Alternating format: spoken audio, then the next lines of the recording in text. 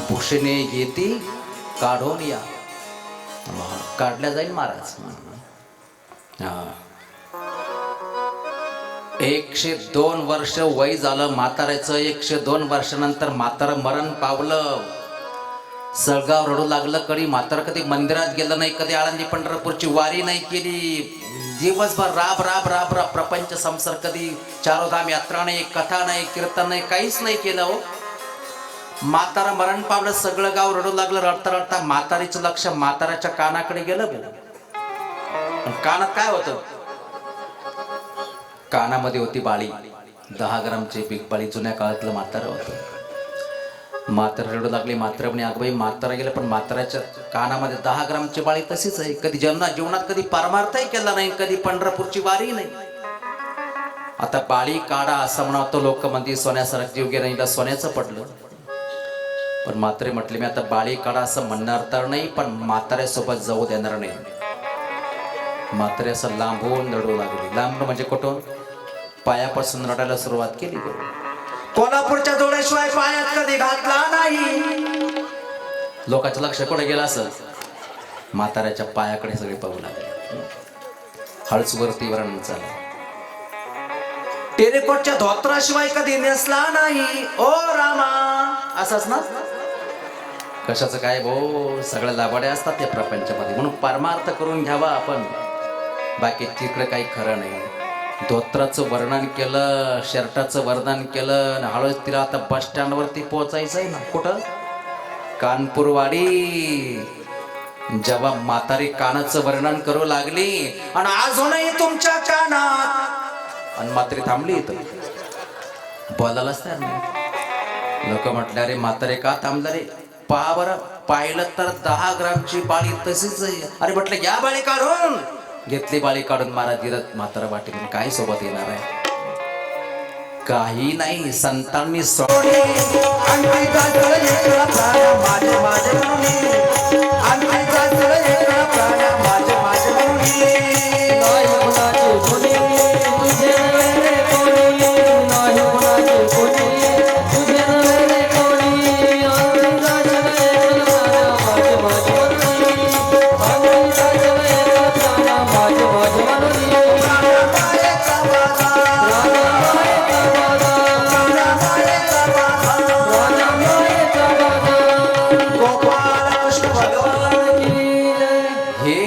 येणार आहे. म्हणून तुम्ही चांगला निर्णय घेतला. कथा श्रवणासाठी एवढा वेळ काढला. बाकी काय खरं नाही त्याच्यामध्ये. ऐसी जोडी करा रामकंठी धरा. भरतानं विचार केला मला एक दिवस सर्वांचा त्याग करून जायचं आहे. त्यापेक्षा आताच ईश्वर चिंतन करण्याकरता घरादाराचा त्याग करतो. गृहत्याग केला. गंडकी नदीच्या तीरावरती भरत आलेला आहे. तपश्चर्या करण्याकरता आला. पण तिकडे काय झालं? एक हरणी, गर्भवती हरणी पाणी पिण्याकरता आली. सिंहाची डरकळी ऐकली. हरणी तिथंच प्रसूत झाली. महाराज नदीच्या पलीकडे उडी मारण्याकरता प्रयत्न केला. पोटातला गर्भ पाण्यामध्ये पडला आणि तो गर्भ हरणाचा गर्भ भरताच्या हातामध्ये आला. भरताना तो हरणाचं पाडच घेतलं हातामध्ये. म्हणे आता याची आई तर मरून पडली, माझ्याशिवाय कोण आई याला? देवपूजा, नामस्मरण सगळं सगळं तिला सोडून द्या. हरणावर प्रेम जडलं.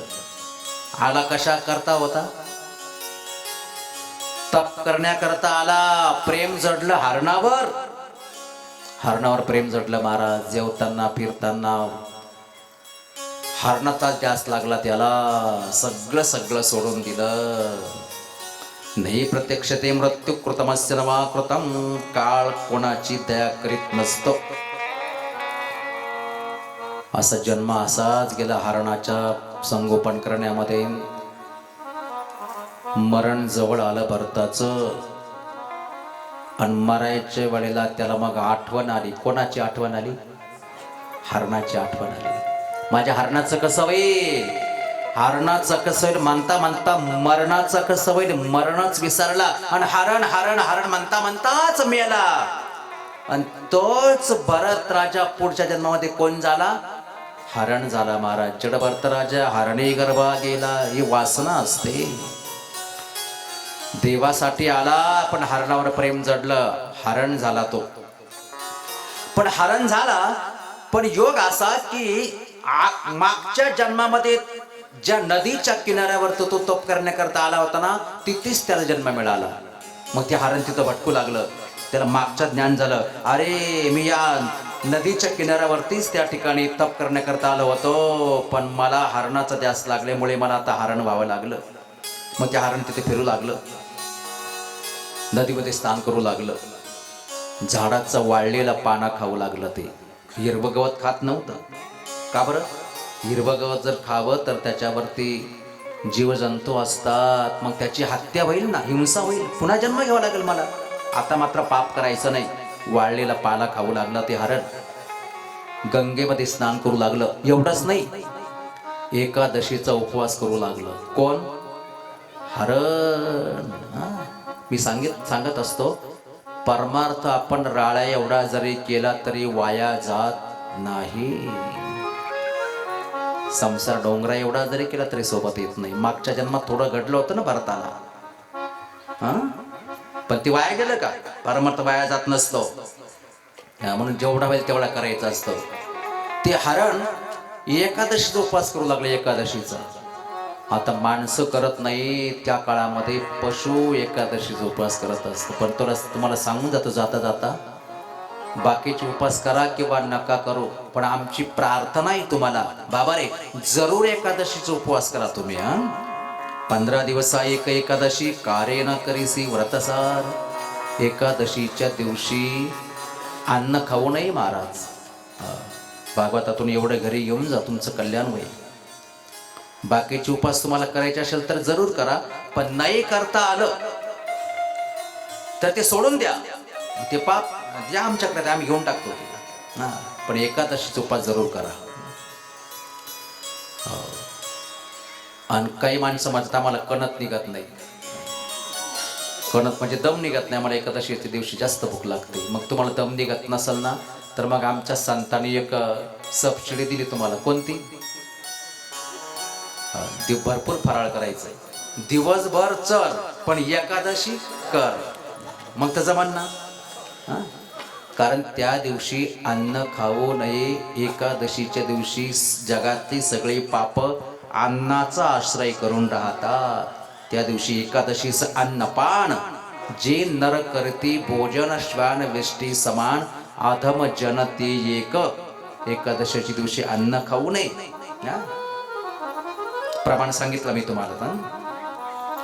ती एकादशी म्हणजे ते हरण एकादशी करीत होतं. अशा रीतीने मृगदेहाचा त्याग करत मग ते एका ब्राह्मणाच्या घरी जन्म घेतला आणि तेच झालं मग जडभरत.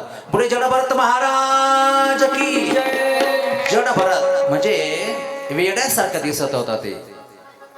जसे दानोपरांनी 13व्या अध्यायामध्ये त्या महात्म्याचं वर्णन केलं. चातुर्य लपवी महत्व हरवी पिसे पण मिरवी जगा माझी. वेड्यासारखं दिसत होतं ते. महात्मा होता पण एवढा मोठा अधिकार त्याचा. रोहगण नावाचा राजा कपिल महामुनीकडे ज्ञान प्राप्त करण्याकरता चालला. मध्ये ज्या जडभरताची भेट झाली, ओळख झाली, रोहगणाने त्या जडभरत राजाच्या समोर साष्टांग दंडवत घातला आणि कपिल महामुनीकडे न जाता जडभरतालाच गुरु केलं आणि त्यांच्याकडून ज्ञान प्राप्त करून घेतलं. एवढा मोठा तो जडभरत राजा. म्हणून ज्याच्या नावानं आपल्या देशाला हे नाव पडलं होतं असा भरत. आपला देश काही सामान्य नाही भो. म्हणून ही कथा कीर्तन सप्ताह नामस्मरण पारायण या फक्त आपल्याच देशामध्ये संधी आहे. आमच्या देशाची उज्ज्वल परंपरा सांगितली महाराज. जहाँ डाल डाल पर सोने चिड़िया करती है बसेरा. ओ भारत देश है मेरा, ओ भारत देश है मेरा. डाल डाल पर सोने की चिड़िया करती है बसेरा. ओ भारत देश है मेरा, ओ भारत देश है मेरा, ओ भारत देश है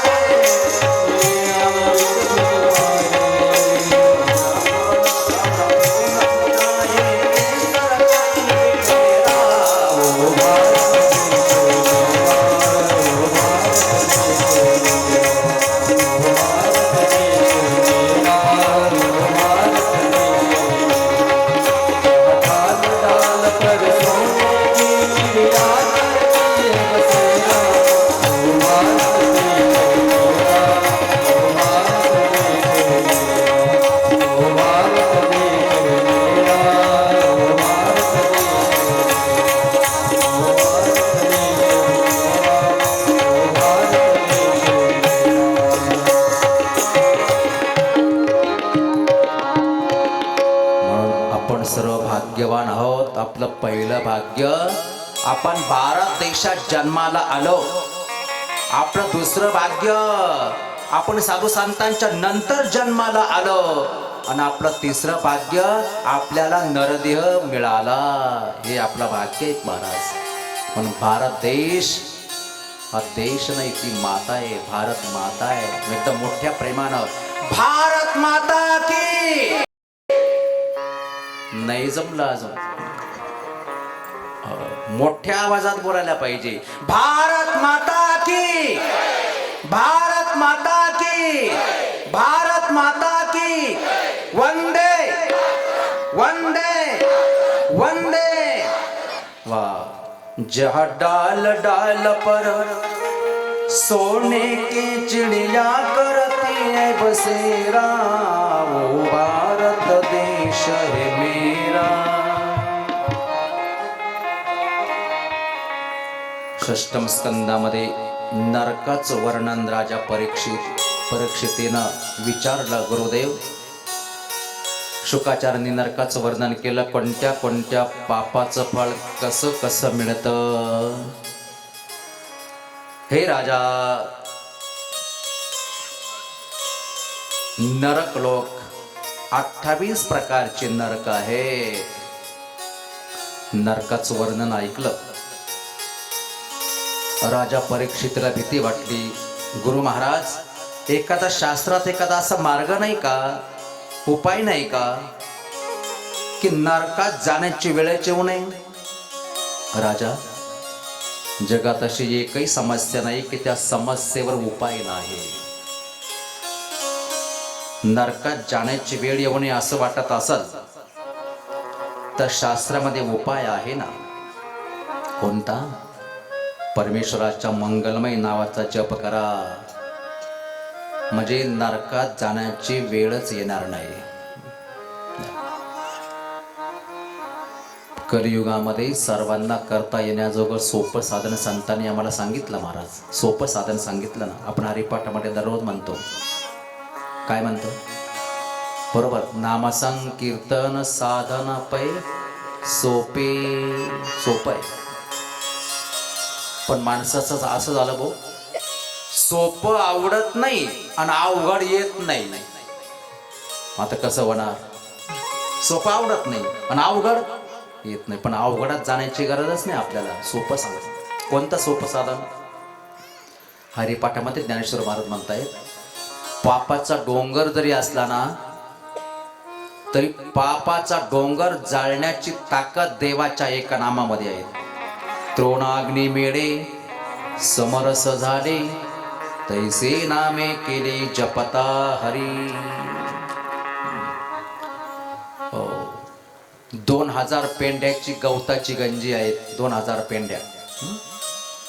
ती गवताची गंजी पेटून द्यायची असेल तर किती गोण्या काऱ्याच्या पेट्या लागतील हो?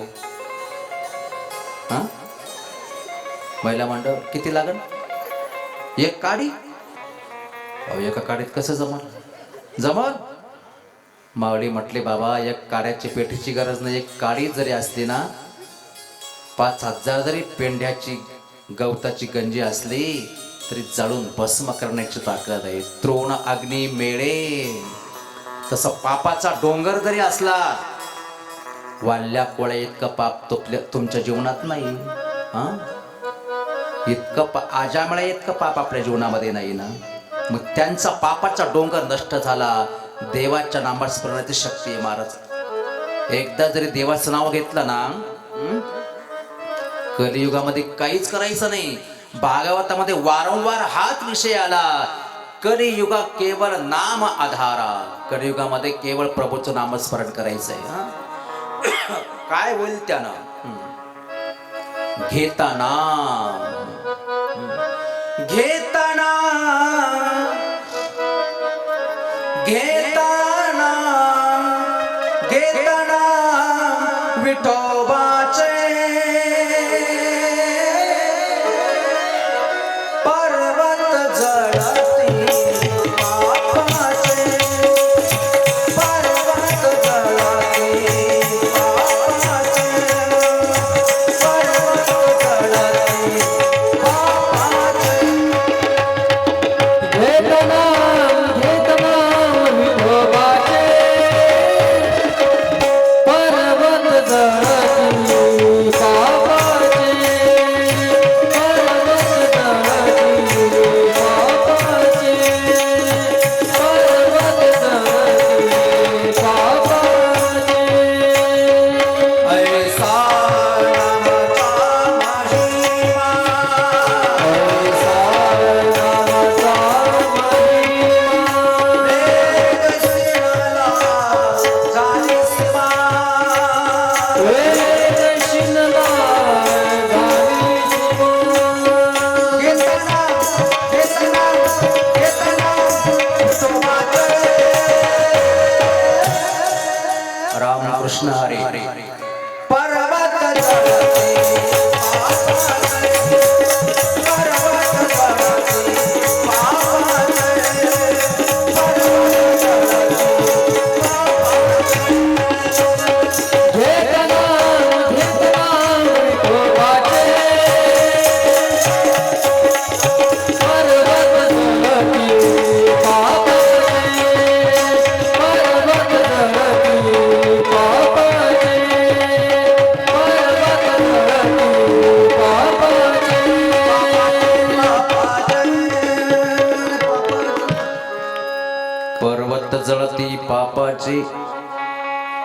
दृष्टांत वाचून सिद्धांत बुद्धीला अवगत होत नाही, म्हणून हा सिद्धांत समजण्यासाठी आजामेळाचा दृष्टांत आलेला आहे. त्यातला आजामेळ उपाख्यान म्हणतात.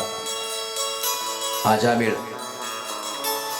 अनेक पापी करीत जीवन जगत होता. हा आजामेळ आरंभी मंत्रवेत्ता, सदाचारी आणि पवित्र व्यक्ती होता. मग आजामेळ का बिघडला? एक दिवसची घटना. तो वनामध्ये गेला असताना रस्त्यामध्ये एक दृश्य पाहिलं त्याने. एक शूद्र मनुष्य वेशी बरोबर काम क्रीडा करीत असताना पाहिलं. ते दृश्य पाहिलं आणि आजामेळ कामांध झाला. कामांध विशेष लोभस कामुक रूप पाहून आजामेळाचं मन भ्रष्ट झालं आणि आजामेळ वेशेला आपल्या घरी घेऊन आला. समजावून उमजावून तिला आपल्या घरी घेऊन आला. आजामेळ पाप करू लागला महाराज. आजामेळाने एकदाच वेश्येला पाहिलं तरी त्याचं मन भ्रष्ट झालं. मग दर रविवारी सिनेमा पाहणाऱ्याची काय अवस्था होत असं. भागवतकर सांगतायत पाप हे प्रथम डोळ्यामधून प्रवेश करत असतं बरं का. पापाचा प्रवेश कुठून आहे? डोळ्यामधून. अगोदर डोळे बिघडले की मग मन बिघडतं, मन बिघडले की मग जीवन बिघडतं, आणि जीवन बिघडले की मग त्याचं नावही बिघडतं. म्हणून आजामेळ वेश्येला घरी घेऊन आला, पापाचरण करू लागला. त्याच वेळेस सुखदेव स्वामी सांगतात, हे राजा, त्याच वेळेस काही साधुसंत मंडळी, चारोधाम यात्रा करणारे साधुसंत मंडळी त्या आजामळ्याच्या गावामध्ये फिरत फिरत फिरत फिरत नेमकं आजामळ्याच्या गावामध्ये आले. घनश्याम तुम्ही ढूंढने जाजे कहा कहा,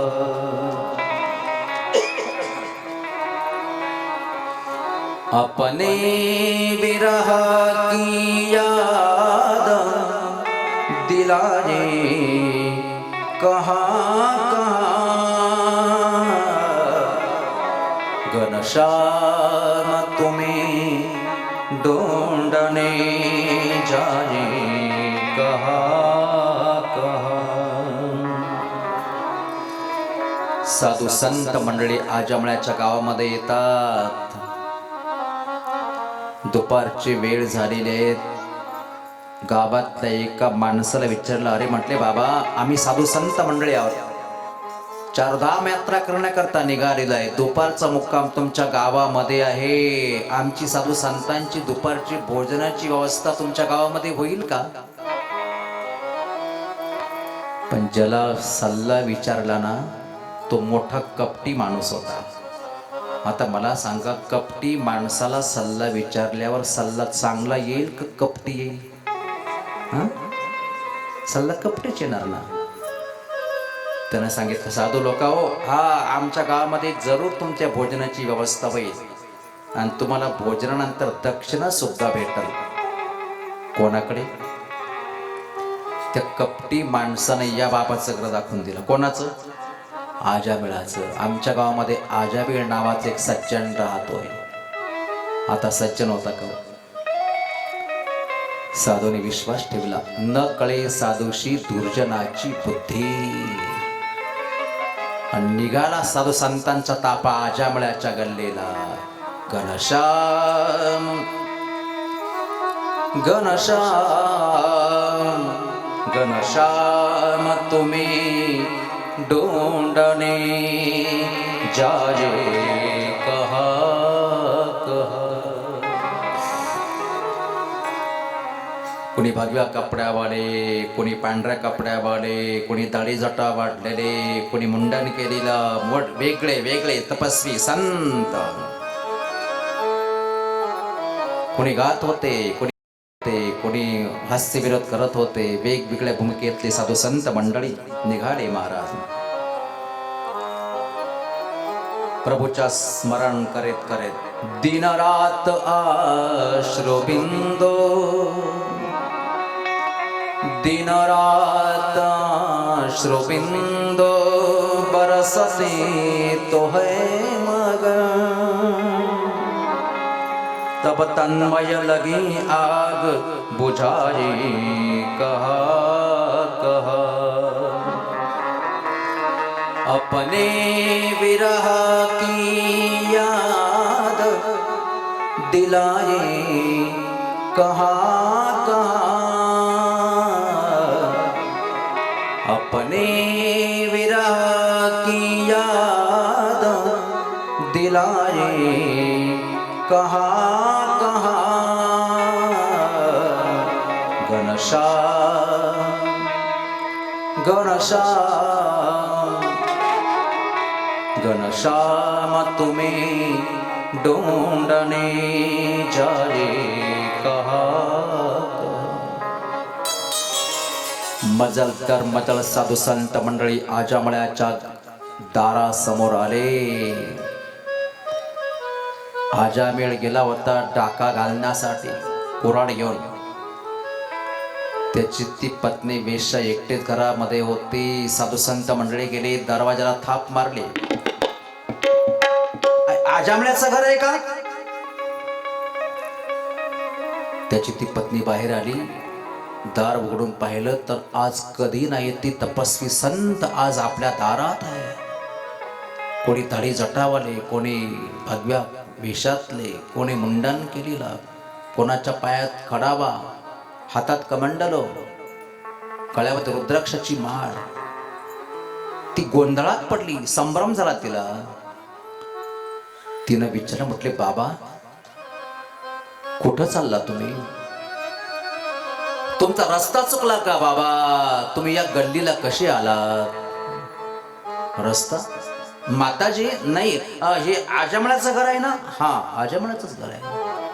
मग आम्ही साधू संत आहोत, चारधाम यात्रा करण्याकरता निघालेलो आहे. दुपारचा मुक्काम तुमच्या गावामध्ये पडलेला आहे. ते एका सज्जन माणसाने तुमच्याकडे आमची दुपारची भोजनाची व्यवस्था होईल आणि म्हणून तुमच्या घराचा पत्ता सांगितला.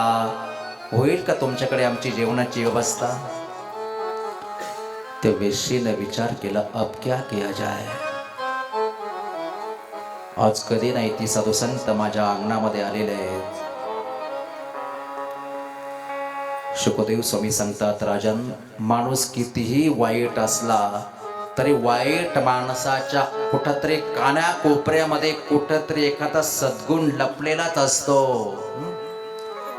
माणूस किती चांगल्याच्या संगतीमध्ये जरी असला तरी चांगल्याच्या संगतीतल्या माणसाच्या सुद्धा कुठेतरी कान्या कोपऱ्यात एखादा दुर्गुण लपलेलाच असतो महाराज. तिकडे बिभीषण रावणाच्या संगतीमध्ये राहत होता पण रामाला शरण आला. इकडे कैकेयी अयोध्येच्या संगतीमध्ये होते, रामाला वनवासात काढून दिला महाराज. वेशीला विचार केला, अब क्या किया जाए. कधी नाही ती साधू संत माझ्या अंगणामध्ये आलेले आहे. अष्टसाती भाव निर्माण झाले, डोळ्यातून घळ घळ घळ अश्रूंच्या धारा वाहू लागल्या. अब क्या किया जाए. तिनं निश्चय केला, आज जे व्हायचं असेल ते होऊ दे. माझ्या नवऱ्यानं मला ठार मारला तरी चालल, पण साधू संतांना मी आज वापस पाठवणार नाही. बाबा थांबा, तुम्ही सत्संग करा तोपर्यंत. आता स्वयंपाक तयार करते. संत मंडळी सत्संगामध्ये मग्न आहेत, वेश्या स्वयंपाकामध्ये मग्न आहेत. घनश्याम तुम्ही दोंडने जाये कहा कहा. एवढ्यात तो बाबा आला, चोरीचं साहित्य घेऊन, खांद्यावरती कुऱ्हाड आहे, दन दन दन पावलं टाकीत आला. बघितलं आपल्या अंगणामध्ये साधू संत, तळपायाच्या मस्तकालाच गेली त्याची. कारण साधू संतन वारकरीन संन्याशी म्हटलं का त्याची तळपायाच्या मस्तकाला जात होते. कोण आहात तुम्ही? तुम्हाला माहित नाही का हे आजमळ्याचं घर आहे? तुमची इथं येण्याची हिंमत कशी काय झाली? आवाज ऐकून ती पत्नी बाहेर आली. त्याने सांगितलं, ओ आजोबा, साधू संतांना बोलू नका, त्यांच्या भोजनाची तयारी चाललेली आहे, त्यांना नमस्कार करा. नमस्कार करण्याची इच्छा नव्हती, पण बायकोच्या ताब्यातलं गिरायक होतं ना, इच्छा नव्हती, पण कस तरी वाकलं खाली. मग जय देव जय देव जय माझी बायको, तू जे सांगाल तीच आम्ही ऐकू. पण काही ऐकण्यात जर कल्याण होत असेल ना तर असं जरूर ऐका. ज्याच्या ऐकण्यातून पत्नीचं ऐकण्यात जर कल्याण होत असेल तर जरूर ऐका. पत्नीनं सांगितलं, नमस्कार केला साधू संतांना. संतांची भोजनाधिकाचे कार्यक्रम झाले, सगळे सत्संग झाला, भोजन झालं. शुकदेव स्वामी सांगतात, हे राजा परीक्षिते, साधू संत ज्याचं अन्न खाता, अन्न ग्रहण करतात, त्याचं कल्याण करतात. त्याचं कल्याण करताय. साधू संतांना माहित नव्हतं कोणाचं घर आहे, त्याचं कल्याण करतायत. साधू संत मंडळी, अजय मिळा, आनंद वाटला, तुझ्या घरी भोजन झालं बाबा, निघतो आम्ही आता, पण दक्षिणा बाकी ना अजून. अजय म्हटलं, तुम्हाला दक्षिणा पाहिजे महाराज? महाराज लोक हो, माझ्या कुऱ्हाडीच्या तळ्यातून चांगले चांगले वाचत नाही. कुऱ्हाडीच्या तळ्यातून तुम्ही वाचलात हीच माझी दक्षिणा समजा. मी अजून तुम्हाला काही कुऱ्हाडीचा दाग दाखवला नाही, माझी हीच दक्षिणा समजून आले पडे निघून जा. संत मंडळी हट्टाला पेटले, नाही अजय मेळा, आम्ही या दक्षिणा घेतल्याशिवाय जाणार नाही, पण तुझ्याकडे आम्हाला धन द्रव्य पैसा अडका ती दक्षिणा नाही लागत. कोणती दक्षिणा पाहिजे तुम्हाला? त्यावेळेस शुकदेव स्वामी सांगतात, ही राजा, ती वेश्या गर्भवती होती, साधूंची इच्छा होती आजमळ्याचं कल्याण व्हावं. ती म्हणाली, आजमळा, तुला जर मुलगा झाला ना तर त्याचं नाव नारायण ठेवशील का? आजमळ म्हटला, नारायण? आणि मग माझ्या मुलाचं नारण ठेवलं तर तुमचा काय फायदा, तुम्हाला काय लाभ होईल? साधं म्हटले काही नाही, आमच्या देवाचं नाव नारायण आहे, आमच्या देवाच्या नावाचा प्रचार प्रसार जगामध्ये होईल, एवढाच आमचा फायदा, बाकी काही फायदा नाही. त्याला म्हटलं जाऊ द्या, कुठे यांच्या नादी लागतात, यांना वचन देऊन टाकून निघून तरी जाते. हा, माझ्या मुलाचं नाव मी नारायण ठेवून देईन असं मोहगमपणे म्हटलं. संत मंडळी म्हटले आम्हाला तेवढंच पाहिजे, हीच दक्षिणा पाहिजे. प्रभूचं स्मरण करत करत निघाले संत मंडळी. घनश्याम घनश्याम तुम्ही डोंडने जारे कहा कहा. इकडे काही महिन्यांनी आजमळ्याची पत्नी ती वेश्या, तिनं बाळाला जन्म दिला आणि त्या बाळाचं नाव ठेवलं नारायण. जेवताना नारायण, झोपताना नारायण, उठताना बसताना खाताना पिताना झोपताना नारायण नारायण नारायण नारायण नारायण. नारायण नावाचा त्याला उच्चार करण्याची सवयच लागली महाराज. त्याला सवयच लागली. आजामळ्याचे अजून 12 वर्षाचं आयुष्य शिल्लक होतं, पण अतिशय पापी आणि कामी व्यक्ती आपलं पूर्ण आयुष्य जगू शकत नाही.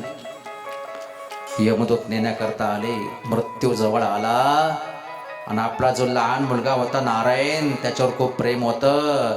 आणि मग मरायच्या वेळेला त्याला आठवण आली आणि तो आवाज देऊ लागला. कोणाला? अरे नारायण नारायण नारायण नारायण नारायण म्हणता म्हणताच मेला जाबेल. गतप्राण झाला. गतप्राण झाल्या बरोबर त्याला यमदूत आले नेण्याकरता. यमदूत घेऊन जाणार, इतक्यात वैकुंठातून विष्णुदूत आले. खबरदार, कुठं घेऊन चाललात? यमपुरीत. कारण याने आयुष्यभर पाप केलं.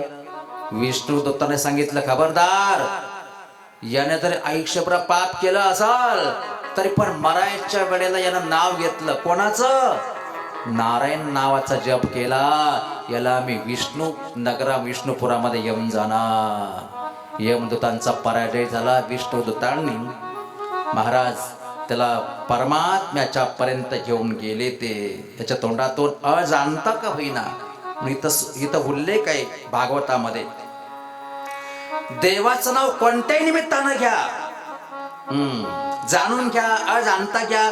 अग्नीवर मला सांगा, तापलेल्या तव्यावर आपण जर जाणून बुजून पाय ठेवला तर काय होईल? हा, चटका बसेल. बरोबर आहे. नकळत ठेवला तर सभागती, नकळत पाय ठेवला तर मग काय? मग नाही बसायला पाहिजे चटका.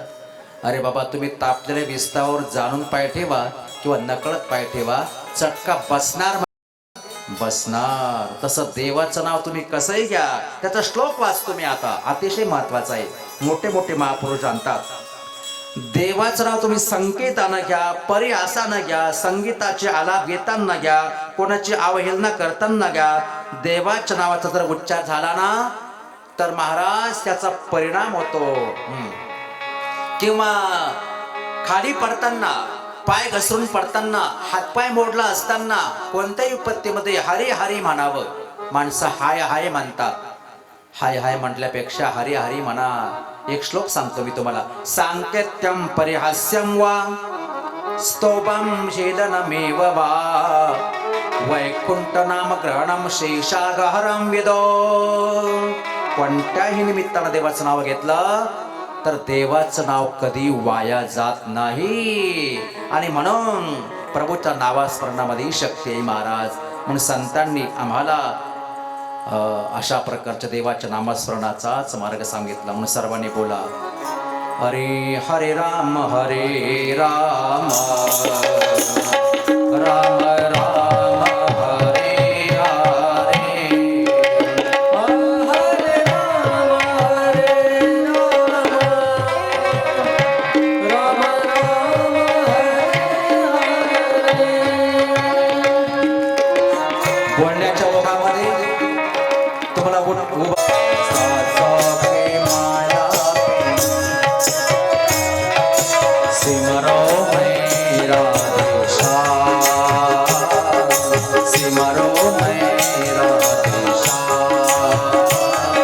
सासू की माला पे सासू की माला पे सासू की माला पे सिमरू मेरा श्याम सिमरू मेरा जय हो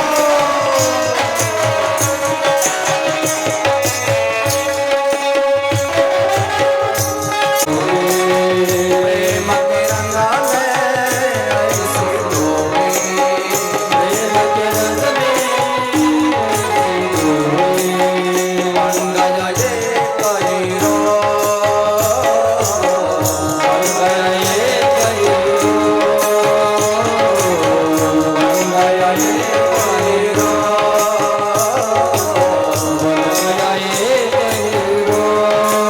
प्रेम की माला जपते जपते आपा बनी हमेशा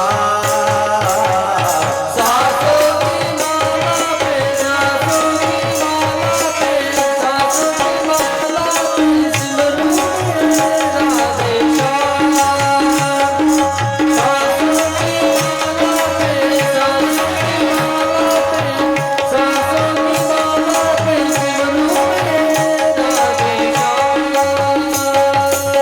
जय हो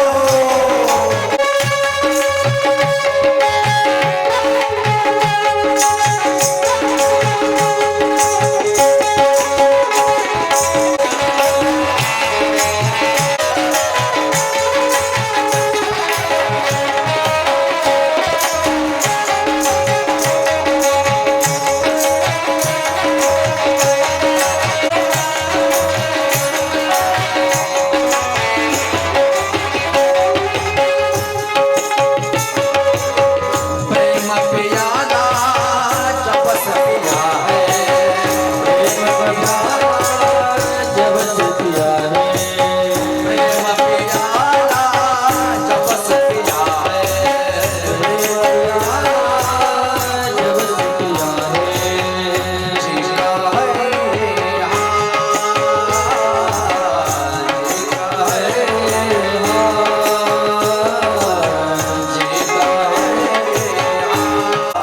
जीता है जीता अंगारों पे नींद आ जाए अंगारों पे नींद आ जाए और कांटों पे आराम सासू की माला पे सासू की माला पे सासू की माला पे सिमरू मेरा श्याम सासू की माला पे सासू की माला पे सासू की माला पे सिमरू मेरा श्याम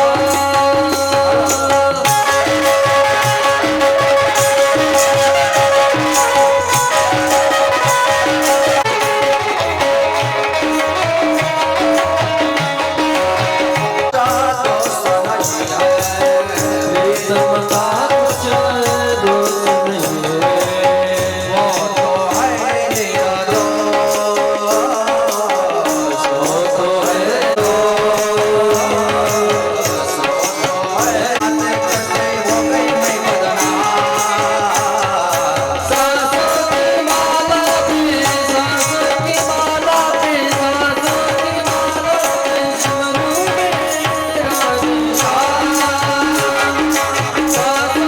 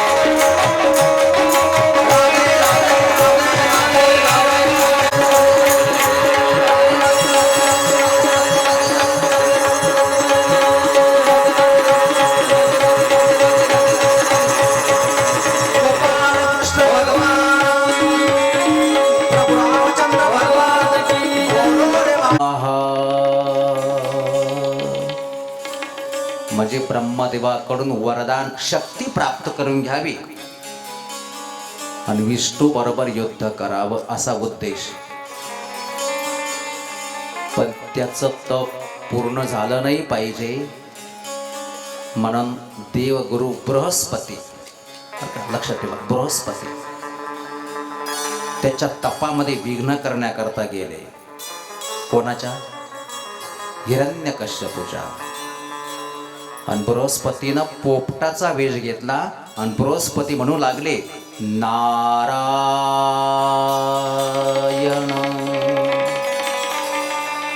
आता नारायण शब्द ऐकला आणि हिरण्यकश्यपूची तळपायाच्या मस्तकाला गेली. कारण तप कोणाकरता करतो?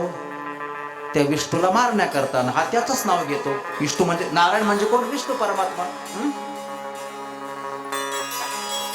हिरण्यकश्यप म्हटलं हा माझ्या वैऱ्याचंच नाव घेतो. आजचा दिवस काही तप करण्याकरता योग्य नाही गड्या म्हटलंय. कंटाळला हिरण्यकश्यप, घरी आला. त्याच्या पत्नीचं नाव होतं कयाधो. कयाधोने विचारलं, म्हटले मालक आज फार लवकर आला तो तुम्ही, तुमचं तप पूर्ण झालं का? नाही म्हटले. का बरं? म्हणजे एक विपरीत वाईट घटना घडली जंगलात.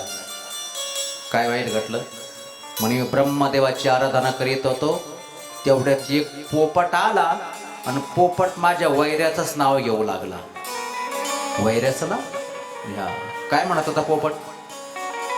काय म्हणत होता? अगं पोपट म्हणत होता नारायण. तिला एवढा आनंद झाला, अरे बाप रे बाप, आज कधी नाही ते माझ्या नवऱ्यानं नाव घेतलं. कोणाचं? माझं नाही, नारायण देवाचं नाव घेतलं म्हटलं. पत्नी चांगली होती बिचारी हिरण्यकश्यपूची. तिनं विचार केला आता याच्या मुखातून कमीत कमी 108 वेळेस तरी या नावाचा जप करून घेणार मी. कोणत्या नावाचा? नारायण. ती म्हटले असं कसं शक्य आहे का?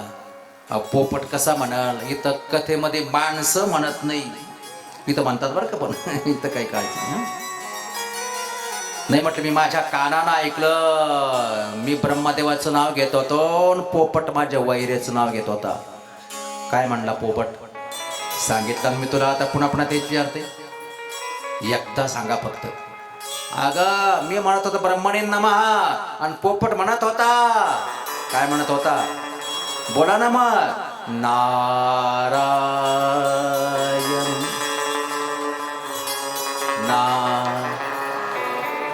नारायण. ती म्हटली मला तुमचं अजिबात पटत नाही, तुम्ही काहीतरी थट्टा मस्करी करता, पोपट म्हणू शकत नाही. म्हणे मी माझ्या कानानं ऐकलं. काय म्हणला पोपट? सांगितलं ना तुला. ते म्हणजे आता फक्त एकदाच सांगा. काय म्हणला पोपट सांगा बरं. अगं पोपट म्हणे, काय म्हणे? नारायण. तिला खूप आनंद झाला. हिरण्यकश्यपूचं जेवण वगैरे झालं. संध्याकाळच्या वेळेला पती पत्नी दोघं पलंगावरती बसलेले आहेत. हिरण्यकश्यपूचे पाय चिपू लागले कयाधो. आणि पुन्हा दुपारचाच विषय करून काढला. ती म्हणे का हो, तुम्ही दुपारी सांगत होते पोपट काहीतरी म्हणत होता, काय म्हणला सांगा बरं पोपट. मी तुला दुपारी सांगितलं ना, पुन्हा पुन्हा तेच विचारते. नाही म्हणे आता फक्त एकदा सांगा. अगं मी ब्रह्मदेवाचं तप करीत होतो आणि पोपट म्हणत होता. काय म्हणत होता? सगळे बोला मग. नारायण. वा पोरं हुशार आहे बरं का. काय म्हणत होता पोपट? नारायण. वा इथे त्या मालिकेतल्या सखोबाई सारखी दिसते मला. अरे वा वा. हा सखोबाईची मालिका खूप चांगली चालली बरं का. बाकीच्या मालिका बघू नका. बघता ना तुम्ही. काय काय नाव तिचं? सखा माझा पांडुरंग. हा टीव्हीला सिरियल बाकीच्या बघण्यापेक्षा चांगलं धार्मिक सिरियल बघा. ती म्हटली अहो पोपट म्हणू शकत नाही. नाही म्हणे माझ्या कानानं ऐकलं. पोपट म्हणला. काय म्हणला? अगं पोपट म्हणत होता नारायण. तिनं पहिऱ्यात सोंग घेतलं आणि अशा वेळेस 108 वेळेस शुकदेव स्वामी म्हणतात, हे राजा त्या कयादून 108 वेळेस हिरण्यकश्यपूच्या मुखातून नारायण नावाचा जप करून घेतला. आता सामान्यतः पुरुष हा कामांधतेमुळे स्त्रीच्या अधीन होतच असतो महाराज. म्हणून जर पत्नीला जर मनात आणलं तर ती आपल्या पतीला सुधारू शकते. मग माता पिता हिरण्यकश्यपूने कयादू भगवंताच्या नामाचा नामोच्चार करीत असताना भागवतकार म्हणतात त्याच वेळेस प्रपंच झाला आणि आईच्या गर्भामध्ये प्रल्हादाची स्थापना झाली. पण उच्चार कोणता चालला होता? नारायण. प्रपंच झाला, आईच्या गर्भात प्रल्हादाची स्थापना झाली. म्हणून वडील राक्षस असून सुद्धा मुलगा भक्त प्रल्हाद जन्माला आला. बरेच माणसं म्हणतात का हो, तुमचे वारकरी लोक म्हणतात की शुद्ध बीजा पोटीन फळे रसाळ गोमटी. मग हिरण्यकश्यप तर राक्षस होता, मग त्याच्या पोटी भक्त प्रल्हाद कस काय जन्माला आला? त्याचं हे कारण आहे बाबा, त्यावेळेस ते बीज शुद्धच होतं. आणि म्हणून नारायण नावाचा जप करता करताच कयादू महाराज गर्भवती झालेले, प्रल्हादाची स्थापना झाली. हिरण्यकश्यप तदनंतर तपश्चर्या करण्याकरता वनात निघून गेला. तर अन्न पाण्याचा त्याग केला, ब्रह्मदेवाची आराधना केली. ब्रह्मदेव प्रसन्न झाले. जल्दी बोल हिरण्यकश्यप, काय मागायचं असेल ते मागून घे. हिरण्यकश्यप म्हटला, ब्रह्मदेवा मला अमरपद द्या. अमरपद? ब्रह्मदेव म्हटले, रॉंग नंबर, चुकीच्या ठिकाणी फोन लावला तू. मीच मरता आहे, मी तुला अमरपद कसं देऊ? अमरपद नाही, मलाच मरावं लागतं. मी कुठं अमर आहे? दुसरं काही मागा. नाही म्हटले, मला अमरपदच पाहिजे होतो. नाही रे बाबा, माझ्याकडे अमरपद मिळणार नाही. आता माझ्या दुकानामध्ये तो माल भेटतच नाही, मी देऊ कसं काय? हां, आता पेढे खरेदी करायचे म्हटल्यानंतर कोणत्या दुकानात जावं लागेल? पेढेच्याच दुकानात जावं लागेल ना. पण गिराईक गेलं चपला बुटांच्या दुकानामध्ये आणि दुकानदाराला विचारू लागलं, म्हटले पावशेर पेढे द्या. ज्या अर्थी माझ्या घरामध्ये काहीतरी रडण्याचा आवाज आला म्हणजे नक्की मला नातू झाला. पावशेर पेढे वाटायचे, पेढे द्या. दुकानदार म्हणे, बाबा निदान कमी कमी बोर्ड वाचून तरी दुकानात येत जा. नाही म्हटले, मला पावशेर पेढे द्या. दुकानदार म्हणे, बाबा इथं मिळतील. नाही असं नाही, जरूर मिळतील, पण पेढे नाही. काय मिळतील मग? जोडे, श्लेष अलंकार, काव्यासारखं झालं पाहिजे. पेढ्याच्या दुकानात काय मिळतील? पेढ्याच्या दुकानात म्हणजे जोड्याच्या दुकानात पेढे मागून उपयोग नाही. दुकान जोड्याचं म्हटल्यानंतर तरी जोड्या मिळणार. तसं हिरण्यकश्यप म्हटला, मला अमरपद. ब्रह्मदेव म्हटले, नाही, अमरपद नाही देऊ शकत. जिथं जे मिळत नाही तिथं त्याची मागणी करू नये. एकाचं लग्नच होत नव्हतं, 55 वर्षाचं वय झालं, मग ते वस्त्र लावाय करता हनुमान बाबाच्या दरबारामध्ये गेलं. आता हनुमंताचा लग्नाचा काही संबंध आहे का? हनुमंताच्या दरबारात गेलं, प्रार्थना करू लागलं, राम दुलारे तुम्हारा कबारे भोतना बिन पैसा रे सब समय तुम्हारे सर्व तुम रक्षक काबू कोडरना आपण ते सवारो आपे तीन लोक ताकते काबे भूत पिशाच. बस हनुमान बाबा झाले प्रसन्न. जल्दी बोलो क्या चाहिए? बोले बजरंग बली बाबा, आज तक मेरी शादी नहीं हुई थी, मेरी शादी बना दो. बजरंग बली ने लाल डोले के लिए बोले, बेवकूफ कहीं के तुझे इतनी भी अक्ल नहीं. अगर मैं दूसरों की शादी बनाने लायक होता तो मेरी खुद की शादी नहीं होती क्या? मैं क्यों ब्रह्मचर्य रह जाता? पागल, जाओ, ये माल रामचंद्र के दरबार में मिलेगा. उदास झालं, रामचंद्राच्या दरबारामध्ये रडत रडत आलं. रामचंद्राची प्रार्थना केली. लोकाभिरामं रणरंगधीरं, प्रभू माझी मागणी पूर्ण करा. क्या चाहिए भगत? आज तक मेरी शादी नहीं हुई, मालिक तो मेरी शादी बना दो. प्रभु रामचंद्र ने आशीर्वाद दिला, तथास्तु, हो जाएगी तुम्हारी शादी. प्रभूचा आशीर्वाद मिळाला. घरी आलं आणि 15 दिवसातच बिगर हुंड्याचं जुळलं. 55 वयात कुठं हुंडा भेटत असतो का भाऊ? झालं लग्न थाटामाटात पार पडलं. मग लग्न पार पडलं. मग 9 दिवस म्हणून जत्रा बघण्याकरता गेलं ते गेलं. एकटं नाही गेलं, मग बायकोला घेऊन गेला. नसता उद्योग. दुपारच्या 2:30 वाजेपर्यंत बायको याच्या माग माग माग माग फिरत होती. आता ती देवीची जत्रा 2:30 वाजेनंतर बोकडे कापणाराची गर्दी वाढली भाऊ. आता देवीला काही बोकडे पाहिजेत असं काही तसं नियम नाही, पण लोकांची अंधश्रद्धा येते. बकर कापण्याची गर्दी, रेटारेटी झालं. हे एका बाजूला आणि बायको एका बाजूला. हरवली बायको. इकडून तिकडून मिळाली ती हरवली. सगळे जत्रेत फिरू लागलं. अरे माझी बायको बघितली का, बायको बघितली का, बायको बघितली का. लोक म्हणे अरे आम्ही जत्रा बघण्याकरता आलो का तुझी बायको बघण्याकरता आलो. रडत रडत रामचंद्र प्रभूच्या दरबारात गेलं. भगवान आपकी असीम कृपा से तो मेरी शादी हो चुकी थी मालिक, लेकिन मैं जत्रा देखने गया था. दोपहर के 2:30 बजे तक मेरी पत्नी पीछे पीछे थी मालिक, लेकिन 2:30 बजे के बाद मेरी पत्नी का गुम हो गई. तलाश नहीं लग रहा मालिक, तो मेरे पत्नी का तलाश करो. रामचंद्र ने लाल डोले के लिए बोले बेवकूफ़ कही कि तुझे इतनी भी अक्ल नहीं. अगर मैं दूसरों की पत्नी की तलाश करने लायक होता तो मेरी सीता का तलाश करने के लिए बजरंग बली हनुमान को कोई बेचता. कदे जाओ, ये माल बजरंग बली के दरबार में मिलेगा. आलं पुन्हा बजरंग बलीच्या दरबारामध्ये. म्हणजे जिथं जो माल मिळत नाही तिथं त्या मालाची मागणी करू नये. हिरण्यकश्यपूला ब्रह्मदेवानं सांगितलं, ब्रह्मदेवा मीच मरका आहे, मला अमरपद तुला देता येणार नाही. हिरण्यकश्यप म्हटलं असं आहे का, अहो पण मला तर अमरपदच पाहिजे होतं. नाही म्हटलं दुसरं मागा.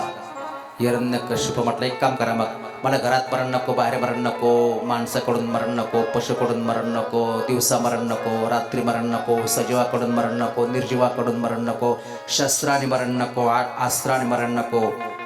ब्रह्मदेव मागणी पूर्ण करतच गेले आणि हिरण्यकश्यप मागणी मागतच गेला.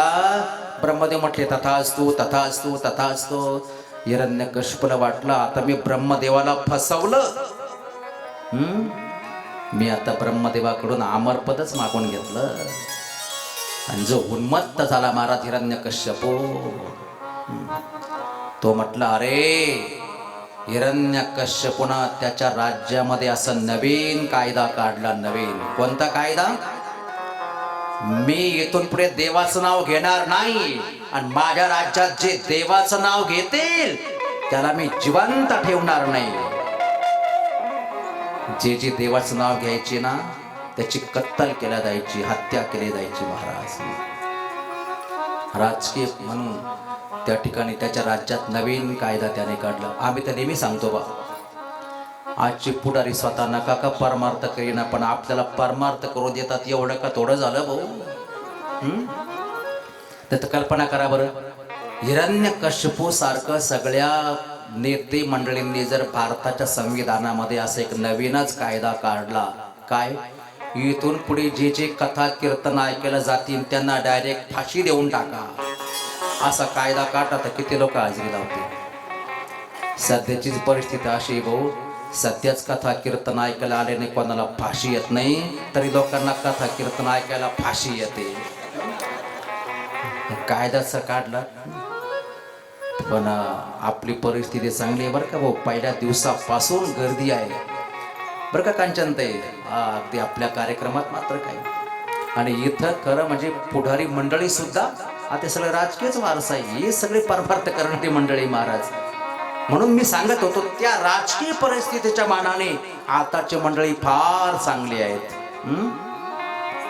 आताची खूप चांगली मंडळी आहेत. हिरण्यकश्यपूनं कायदा काढला, माझ्या राज्यात जे जे देवाचं नाव घेतील त्यांची कत्तल केल्या जाईल. नाव घेऊन दे देवाचे, हे ब्रीद हिरण्यकश्यपूचे, परित्यासी कीर्तने तुझे रुचे, विषमत्वसाचे तुझ नाही. भागवतातलीच ओबी आहे, पण नाथ भागवतातली. हिरण्यकश्यपूनं कायदा काढला, त्याच्या धाकानं कोणीच देवाचं नाव घेत नव्हतं महाराज. देव धर्म सांदी पडले सकाळ धाक होता ना. इकडे काय झालं माहित आहे का, त्याची पत्नी कयादू प्रसूत झाली आणि कयादून सुंदर बालकाला जन्म दिला. कोण बालक होत ते?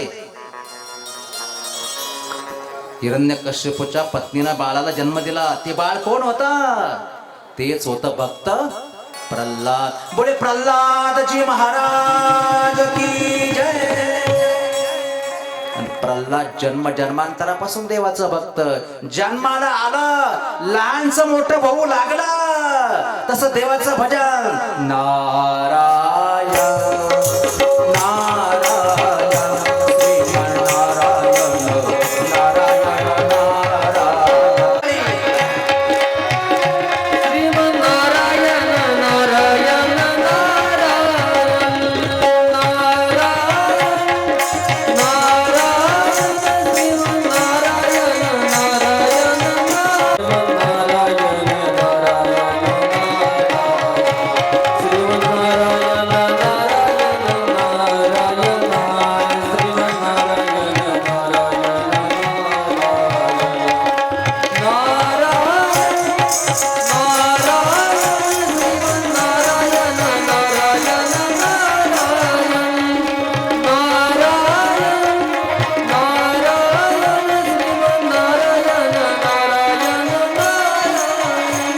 एकदा श्रोत्यांचा आवाज ऐकू द्या. रायडे आपले फक्त 3 दिवस. हो, सर्वांच्या काढून घ्या हा?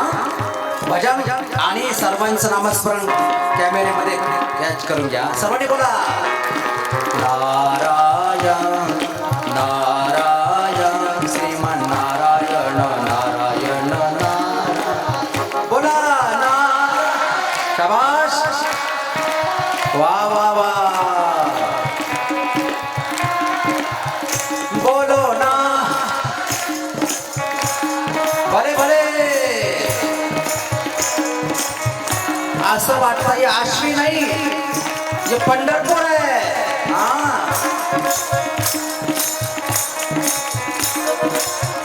बोलो नारायण नारायण श्रीमन्नारायण नारायण नारायण श्रीमन्नारायण.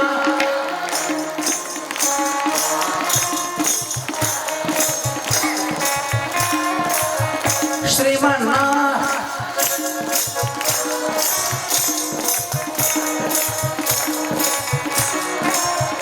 हरि ओम नमो श्री नारायण. ओम नमो नारायण. हरि ओम नमो श्री नारायण. हरि ओम नमो श्री नारायण ओम नमो नारायण हरि ओम श्री नारायण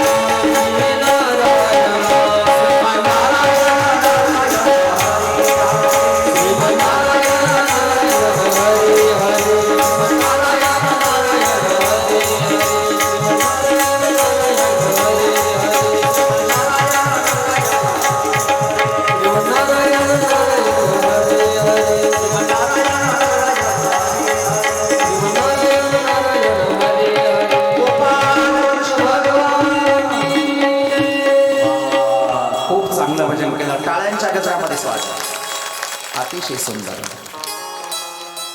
नारायण. सर्व राज्यातलं भजन बंद केलं, पण त्याच्या महालातूनच आवाज येऊ लागला. कशाचा? भजनाचा. अरे आवाज कोणाचा आहे? कोण भजन करता? माझ्या कायद्याचं उल्लंघन कोणी केलं? सेवक म्हटले सरकार तुमचाच मुलगा. कोण? प्रल्हाद. हा, प्रल्हादाला समजून सांगण्याचा प्रयत्न केला. प्रल्हाद ऐकायला तयार नाही. जन्म जन्मांतरामध्ये प्रभूचा वक्ता आहे. म्हटले आता प्रल्हादाला नाही. शाळा कोणती असत? राक्षसांचं नगर म्हटल्यानंतर राक्षसांच्या शाळा कोणती असतात सांगा बरं? तोडा मारा कापा युद्ध. बाण कसा फिरवावा, गदा कशी चालवावी, तलवार कशी मारावी, कुस्त्या कशा कराव्या, कापा तोडा मारा. म्हणून जसं आज मिलिटरीचं शिक्षण दिलं जातं ना, तसं राक्षसांना युद्धाचं शिक्षण देण्याकरता शुक्राचार्यांचे 2 मुलं होती, शंडा मर्क. शुक्राचार्य बर का, शुक्राचार्य म्हणजे हिरण्यकश्यपूचा गुरु आणि शुकाचार्य म्हणजे परीक्षितेचे गुरु. याच्यात एकारा पराचा फरक आहे ना, तर घोटाळा होईल. शुकाचार्य राजा परीक्षितीला भागवत सांगतात आणि शुक्राचार्य हिरण्यकश्यपूचे राक्षसाचे गुरु. त्या शुक्राचार्याचे 2 मुलं होते, शंडामर्क. त्यांना सांगितलं, अरे या प्रल्हादाला शाळेमध्ये येऊन जा आणि युद्धाची कळा याला आली पाहिजे. शंडामर्कांनी शाळेमध्ये मुलांना गोळा केलं आणि छोटे छोटे बालक, आता असे छोटे छोटे महाराज बालक, लहान लहान 5-5 वर्षाचे मुलं शाळेत गोळा झाले. आणि शिक्षक शाळेत येण्याच्या अगोदर शाळेमध्ये कोण येतं? मग मुलं येतात ना, बरोबर आहे ना. गुरुजी येण्याच्या अगोदर तुम्ही शाळेत बसतात ना. तसं सगळे लहान लहान मुलं दैत्यांच्या राक्षसांच्या शाळेमध्ये आले आणि मास्तर शाळेत येण्याच्या अगोदर प्रल्हादाने त्या मुलांना उपदेश केला. कोणता उपदेश केला तो वाचून सांगतो मी आता. अतिशय प्रसिद्ध उपदेश आहे. ही क्रांती आहे बरं का. क्रांतीची ज्योत पेटवली राक्षसांच्या मध्ये प्रल्हादाने. मुलांना या संसारामध्ये जन्म मिळणं अतिशय दुर्लभ आहे. एक काम करा, हा जन्म पुन्हा पुन्हा नाही. प्रल्हाद सांगतो कोणाला? राक्षसांच्या मुलाला. आपण या जन्मामध्ये देवाचं भजन करा म्हणजे आपलं कल्याण होईल. काय उपदेश आहे? कौमारे माचरित प्राज्ञो धर्मान भागवतानिह दुर्लभम मानुषम जन्म तदप्य ध्रुवमर्थदम. भजन करा मुलांनो.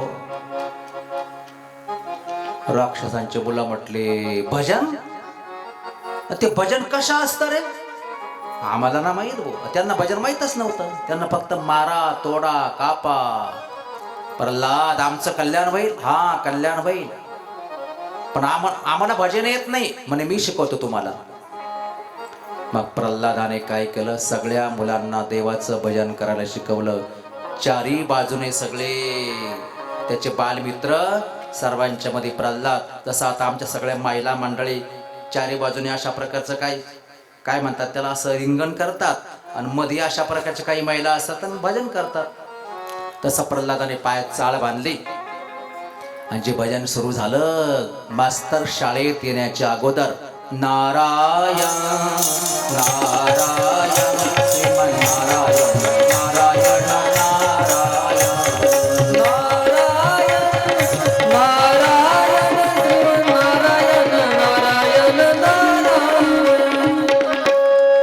भजन रंगात आलं. संख्या वाढली भजनाची आणि भजनाचा आवाज मास्तरच्या कानावर आला.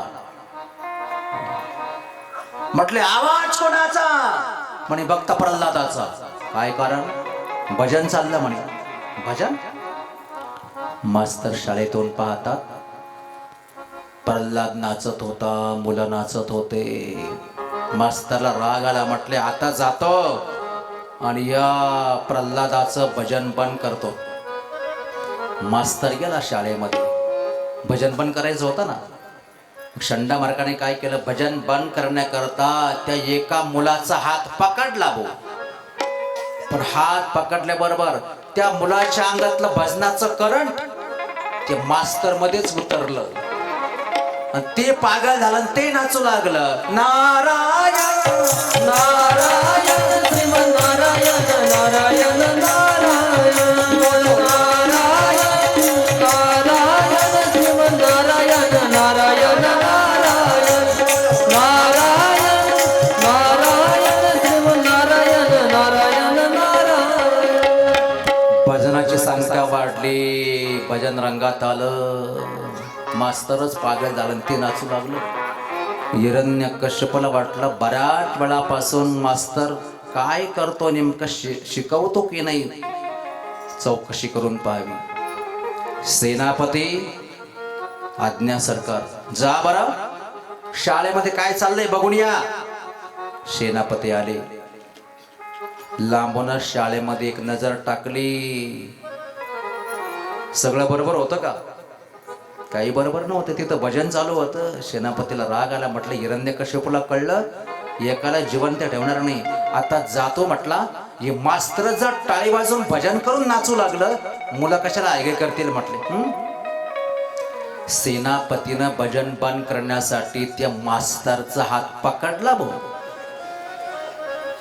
पण परिणाम असा झाला, मास्तरच्या अंगातलं भजनाचं करंट सेनापतीमध्ये उतरलं.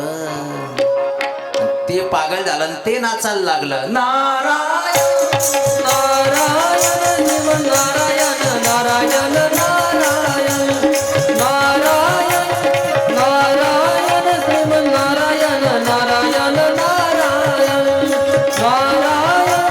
नारायण शिव नारायण नारायण नारायण. भजन रंगात आलं. संख्या वाढली. मास्तर, सेनापती, मुलं, प्रल्हाद सगळेच नाचू लागले महाराज. आता जो जातो तो तिकडच आहे, जो जातो तो तिकडच आहे, जो जातो तो भजनातच मग्न आहे. असं 2-4 वेळेस झालं. हिरण्यकश्यप म्हटला नेमकं शाळेमध्ये चाललं तरी काय, एकही वापस येत नाही बातमी सांगायला. स्वतः जाऊन बघावं लागेल. हिरण्यकश्यप स्वतः शाळेमध्ये येऊन पाहतो. होतं सगळं बरोबर? काहीच बरोबर नव्हतं. भजन चालू होतं. भजन. हिरण्यकश्यप म्हटला आता बाकीच्यांना बोलून काय फायदा आहे, आपलंच कार्टे बिघडलं. भजनाला कोणी लावलं? प्रल्हादानेच लावलं महाराज. म्हटले आता या प्रल्हादाचं भजन बंद करावं लागेल, बाकीच्यांना बोलून फायदा नाही. आमचे कोणी नव्हते आईसे आणि ह्याची पिशे निवडाले. आमच्याकडं तर असं नव्हतंच म्हणे, याला शिक्षा करावी लागेल. हिरण्यकश्यप आला. भजन बंद करण्याकरता हिरण्यकश्यपूनं प्रल्हादाचा हात पकडला. पण हात पकडल्या बरोबर भजनच बंद पडलं. कसं काय पडलं भजन बंद? बोला म्हणतात कसं काय भजन बंद पडलं? तर हिरण्यकश्यप हा श्वाक झालेला बल्ब होता. श्वाक झालेला बल्ब. मला सांगा, श्वाक झालेला बल्ब तुम्ही होल्डर मध्ये किती दिवस घालून ठेवा, लाईट देईल का तो? बाबा तो अंधारच पाडणार. तसा खानदान वैरी होता भगवंताचा, ईश्वराचा तो खानदान वैरी होता. त्यानं स्वतः तर भजन नाहीच केलं, पण इतरांचं बंद पाडलं. बंद करो भजन. बंद झालं भजन. कोणी सांगितलं तुम्हाला भजन करायला? म्हणजे सरकार तुमच्याच मुलाने, प्रल्हादाने. बस याचं खूप झालं म्हणे, आता याला जिवंत ठेवू नका, उचला याला, उंच डोंगराच्या कड्यावरून फेकून द्या. महाराज स्वतःचं पोरग भजन करतं म्हणून त्याला उचललं राक्षसांनी. हिरण्यकश्यपूनं आज्ञा दिली, जिवंत ठेवू नका, माझ्या डोळ्यासमोर सुद्धा दिसला नाही पाहिजे. उचललं प्रल्हादाला, डोंगराच्या उंच कड्यावर नेलं, कड्यावरून फेकून दिलं, मरून जाईल म्हणून. पण प्रल्हादाचं चालू होतं भजन तिकडं. दरीमध्ये कोसळून मरणार इतक्यात भगवंत प्रगट झाले, कारण त्याचं भजन चालू होतं. नाम प्रल्हाद उच्चारी तया सोडवी नरहरी, उचलवून घेतला कडे बरी. प्रल्हादाला भगवंतानं उचललं. आई जशी बाळाला पदरामध्ये झेलून करते ना, तसं प्रल्हादाला उचललं भगवंताने. काहीच झालं नाही, खरचटलं सुद्धा नाही. प्रल्हाद पुन्हा राज्यामध्ये सकाळी सकाळी हजर. पुन्हा आवाज येऊ लागला कानावर, नारायण नारायण श्रीमान नारायण नारायण नारायण. अरे हा आवाज कसा काय येतोय? कोण भजन करतं? सरकार प्रल्हाद. प्रल्हाद उंच डोंगरावरून तुम्ही फेकलं नाही, फेकून दिलं सरकार. पण एक कार्ट पुन्हा जिवंत झालं. हो, आता उचला याला, हत्तीच्या पायाखाली तोडून टाका, डेकनासारखा रगडून जाईल, मरून जाईल. महाराज प्रल्हाद भजन करतो म्हणून हत्तीच्या पायाखाली. हत्तीला दारू पाजली, मदोन्मत्त हत्ती, आणि त्या प्रल्हादाला पायाखाली तोडवलं हत्तीच्या. काही झालं नाही. प्रल्हाद दुसऱ्या दिवशी सकाळी पुन्हा राज्यात हजर. पुन्हा भजनाचा आवाज कानावर येऊ लागला. नारायण नारायण श्रीमन नारायण नारायण नारायण. अरे आवाज कोणाचा येतो? सरकार प्रल्हादाचा दिसतो. हत्तीच्या पायाकडे तोडवला नाही, तोडवलं होतं. कस काय आलं काही नाही सांगता येत आम्हाला. उचला याला, उचला. विषारी सापाच्या बेडक्यामध्ये सोडून द्या, सर्पदंश होईल, मग तरी मरल. महाराज प्रल्हादाला उचललं, विषारी सापाच्या विळख्यामध्ये सोडलं. त्याला भजन करताय ना, सर्पदंश होईल. पण असंही महाराज ज्याचं शुद्ध चित्त असतं, ज्याचं भगवान रक्षण करणारा असतो ना, त्याचं कोणीच काही करू शकत नाही हो. नाम प्रल्हाद उच्चारे किंवा चित्त शुद्ध तरी शत्रुमित्र होती. व्याघ्रहीन खाती सर्पतया. काही झालं नाही, सर्पदंशाना काही झालं नाही. पुरा प्रल्हाद हजर. दुसऱ्या दिवशी भजनाचा आवाज येतोय पुन्हा सकाळी सकाळी. नारायण नारायण श्रीमन नारायण नारायण नारायण नारायण नारायण श्रीमन नारायण नारायण नारायण. अरे कोण भजन करता? सरकार प्रल्हादच करतो. विषारी सापाच्या बेडक्यात सोडलं नाही, सोडलं होतं. ठीक आहे, शेवटचा उपाय, उकळत्या तेलाच्या कढईमध्ये टाकून द्या. टाकलं प्रल्हादाला उकळत्या तेलाच्या कढईत, काही झालं नाही. तेल थंडगार झालं. प्रल्हाद त्या संकटातूनही वाचला. पुन्हा सकाळी सकाळी राज्यामध्ये प्रल्हाद हजर. देवाच्या नावाचा आवाज पुन्हा कानावर आला. नारायण नारायण श्रीमन नारायण नारायण नारायण भजमन नारायण. ओ मेरे नारायण भजमन नारायण नारायण नारायण. अनेक उपाय केले, प्रल्हाद मरत नाही. सगळे कंटाळले. आता प्रल्हादा, ज्या नारायणाचं नाव घेतो सांग, तुझा तो देव कुठे आहे? नारायण कुठे आहे? बाबा तो सर्वत्र आहे ना, सर्वत्र आहे तो. ठीक आहे, या खांबात, हा मानाचा खांब होता, या खांबात पण आहे बाबा. असं का? खांबात भगवंत आहे असं प्रल्हाद म्हटला. आणि हिरण्यकश्यप तलवार आणण्याकरता आतमध्ये गेला.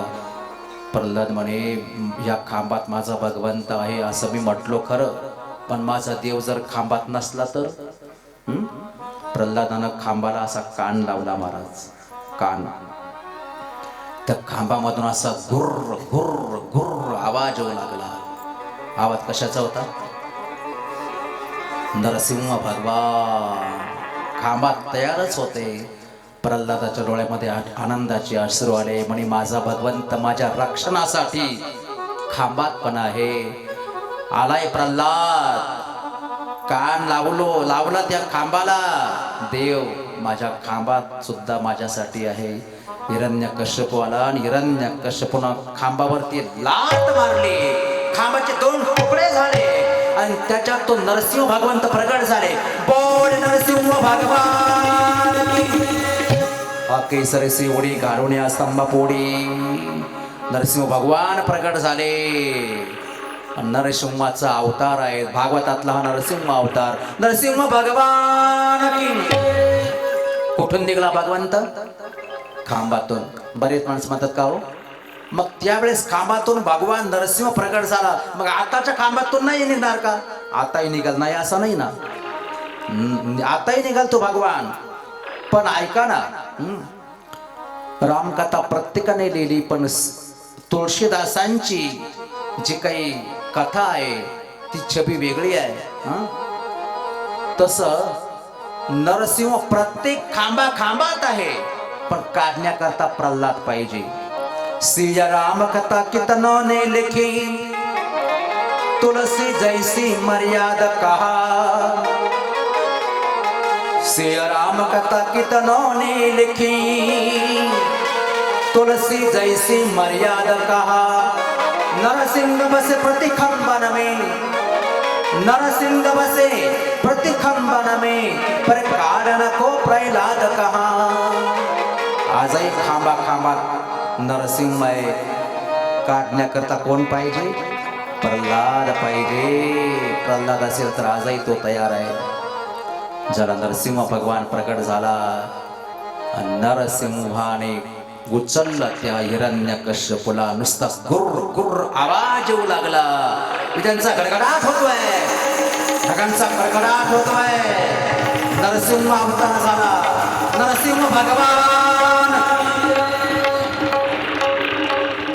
मांडीवर घेतला त्या हिरण्यकश्यपूला. राक्षस म्हटला, ओ नरसिंहा, मी ब्रह्मदेवाकडून वर मागितलं, मला घरात मरण नको, बाहेर मरण नको. नरसिंह म्हटलं, मी तुला घरातही मारत नाही, बाहेरही मारत नाही. घर आणि अंगण दोन्हीचा मध्यभाग, त्याला काय म्हणतात? उंबरठा. दरवाजामध्ये घेतला. बरेच वर होते. दिवसा मरण नको, रात्री मरण नको. दिवसा नाही, रात्री नाही, दिवस आणि रात्र दोन्हीचा भाग, मध्यभाग संध्याकाळच्या वेळेस मारला हिरण्यकश्यप. बर, माणसाकडून मरण नको, पशुकडून मरण नको. माणूसही नाही, पशु नाही. मग इथपर्यंत माणूस, वरचा जबडा सिंहाचा नरसिंह, माणूसही नाही, पशु नाही. बर, अजून जमिनीवर मरण नको, आकाशात मरण नको. जमिनीवरही नाही मारला, आकाशातही नाही मारला. मग मांडीवर. अजून वरदान होतं, सजीवाकडून मरण नको, निर्जीवाकडून मरण नको. मारण्याकरता कशाचा वापर केला? नख. मग नख सजीव का निर्जीव? निर्जीव. पण आता पार्टी बदलू नका बर का. नख निर्जीव आहे ना. मग नख जर निर्जीव म्हणावं तर निर्जीव वस्तू कापल्यानंतर पुन्हा वाढ नाही झाली पाहिजे. पण सिस्टीम आले भाऊची कमाल आहे भाऊ. इकडं डोळ्याची पापणी लावत नाही तर लगेच लाईट तयार. टाळ्याच्या गजरामध्ये स्वागत भाऊचं एकदा. एवढी तत्परता. अरे वा वा वा, खरंच आनंद वाटला. संपला वेळ आपला, थोडं लांबला आज 5 मिनिटावर का. नख सजीव का निर्जीव? निर्जीव. मग निर्जीव जर म्हणावं तर निर्जीव वस्तू एकदा कापल्यानंतर वाढ नाही झाली पाहिजे. निर्जीव वस्तू नख एकदा कापल्यानंतर भागतं का? 15 दिवसात पुन्हा नख वाढतच ना. नख काय झालं आता? सजीव. मग नख सजीव म्हणावं तर सजीव वस्तू कापल्यानंतर रक्त निघायला पाहिजे. नख कापल्यावर रक्त निघतं का हो? रक्त निघत नाही. याचा अर्थ त्याला पुन्हा सजीव म्हणता येत नाही, निर्जीव म्हणता येत नाही. केवळ हिरण्यकश्यपूला मारण्यासाठी भगवंतानं ते हत्यार तयार केलं. सगळे वरदान महाराज हिरण्यकश्यपूची याचा विचार केला. हिरण्यकश्यपूचा वध केला भगवंताने. प्रल्हादाला सांगितलं, प्रल्हादा काही मागायचं असेल ते मागून घे, मी प्रसन्न आहे. प्रल्हाद म्हटले, नाही देवा, तुम्हाला प्रसन्न असेल ना, इथून पुढे मला कोणाकडे काही मागण्याची बुद्धीच होऊ देऊ नको देवा. बस मला काहीच लागत नाही, बस माझी अशी अपेक्षा आहे देवा. असाच माझ्या दृष्टीसमोर तू उभा राहा देवा. संतांनी तीच मागणी केली, देवा तुझ्याशिवाय काहीच नाही, मला काहीच लागत नाही. आता दृष्टी पुढे ऐसा चितुराय, आपला वेळ संपला आणि लगे आरती. देवा तू असाच माझ्या समोर उभा राहा, तुझ्याशिवाय मला काहीच लागत नाही. आता दृष्टी पुढे ऐसा चितुराय, जो मी तुझ पाहे पायो रंगा, जो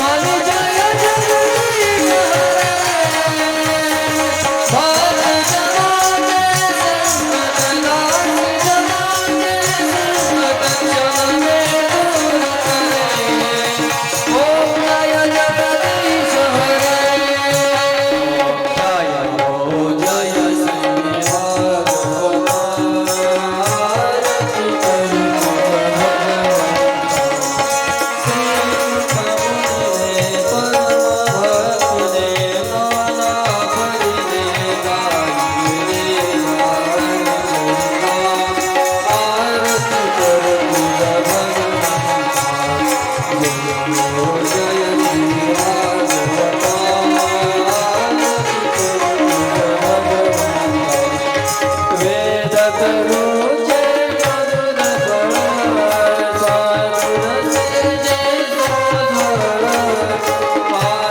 आधारा मुनी सकळ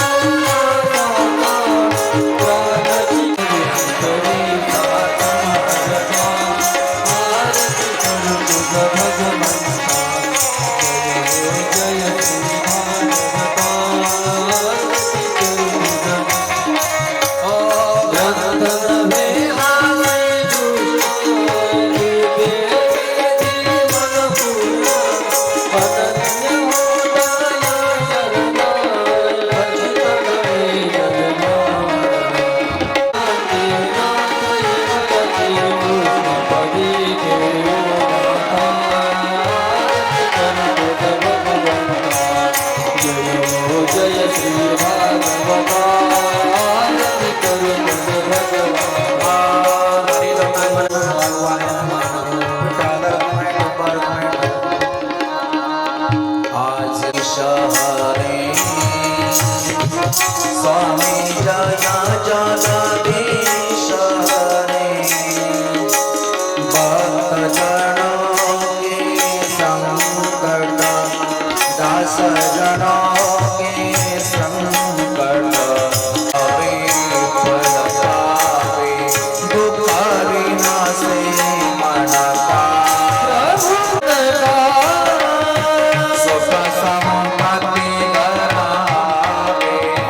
सुख